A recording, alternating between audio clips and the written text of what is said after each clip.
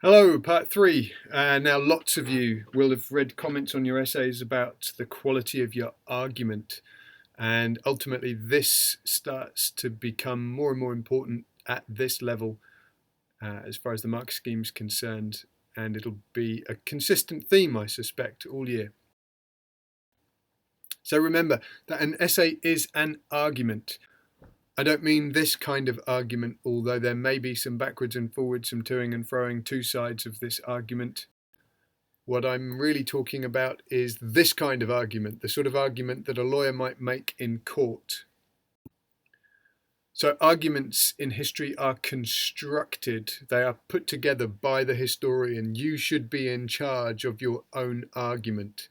If the argument doesn't come through clearly, that's because you have omitted something, got some things mixed up in the wrong order perhaps, or maybe not explained things clearly enough.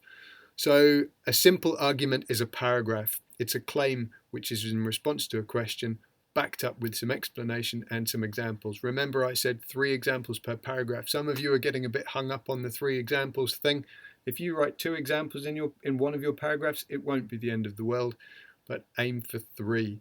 And always try to link back to the main argument. Some of you at the moment are writing 5 paragraphs which are essentially disconnected statements. They don't link back to the main argument because the main argument either isn't there, or it's a bit muddled, or it's maybe not very clearly expressed. So an essay then is a complex argument, which is a series of simple arguments put together to build a case, to build towards a judgment. So introduction and conclusion do specific jobs. I've talked about this before, but each paragraph then is a simple argument which builds into something more complex. Have a look at this example from before. The question is, to what extent are cats better than dogs? My conclusion, my judgment is that cats are better for their owners in numerous ways. I know at least one member of the class who would agree with this. And there are 5 main reasons why this is. They are all about cats. They all support the idea that cats are better, but they're all unique. They all contribute something different. So if this was a debating competition, we might have different people all standing up and making different points, but we're all on the same side and we're all arguing for the same judgment, for the same conclusion. Your essay needs to do the same thing. So there are some standard arguments that you can always fall back on, and I would really, really strongly encourage you to learn these arguments off by heart, because there is nothing wrong with them. They will get you a level 5 answer every time as long as you do them well enough. So the first argument to fall back on is what I would say is the categories argument, or categorization. This is on the left. So you say some categories yes, other categories no. So for example, Lenin's political policies were determined by necessity. So yes, in those cases I would agree with you, Mr. Cambridge. But on the other hand, social policies I think were determined more by ideology. So on that score, I would disagree. And then in your conclusion, what are you going to say? Well, you're going to say, yeah, maybe. In some ways, yes. In other ways, no. A variation on that is what I would call the chronology way of looking at things. This is on the right. So at some times, yes. At other times, no. This, I think, is more sophisticated. This, I think, is going to impress Cambridge more. So you're going to say, for example, Lenin's very early policies were ideologically motivated. When he first came to power and he passed that first round of early decrees, they looked very ideologically motivated. When he began to encounter opposition in 1918, then he came under much more pressure and he was forced to make some compromises, and then policies were determined more by necessity. More sophisticated again, I think, is where you say it was always a mix, but sometimes one was more important than others.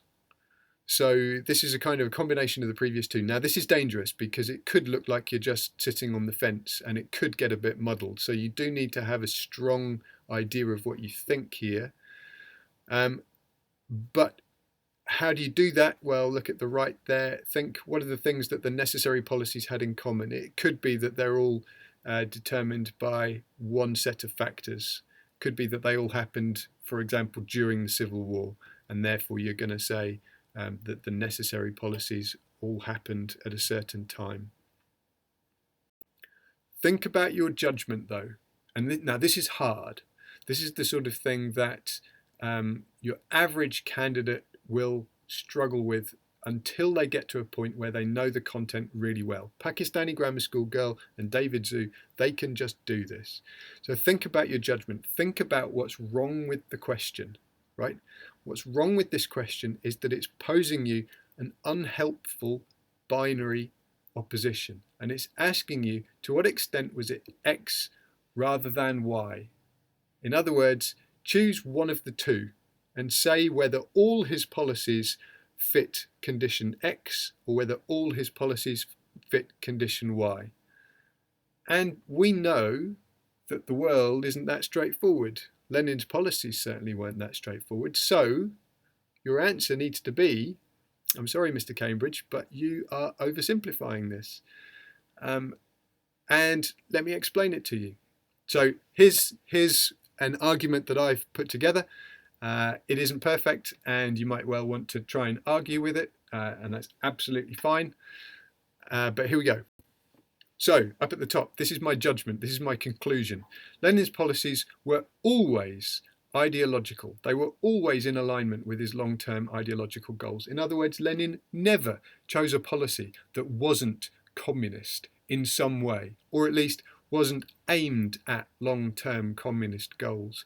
But Cambridge, I'll grant you that he was always responsive to circumstances, and so sometimes the timing of his policy decisions, or maybe the execution of his policy decisions, they were sometimes determined by necessity. And when we get, this is in brackets, when we get a bit further through the course and we've looked at the NEP, then you'll see a really clear example of when he was forced to backtrack and he was forced to choose a policy that he would not have liked.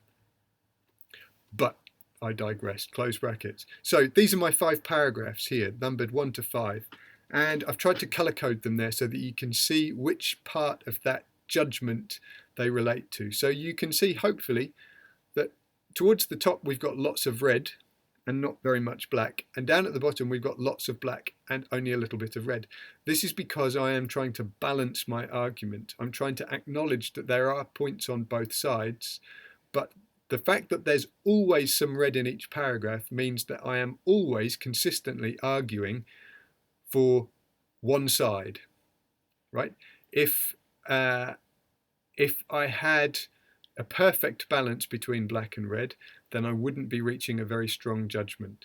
So what I suggest you do is pause this video, read through those points, see what you think, and then watch the next video.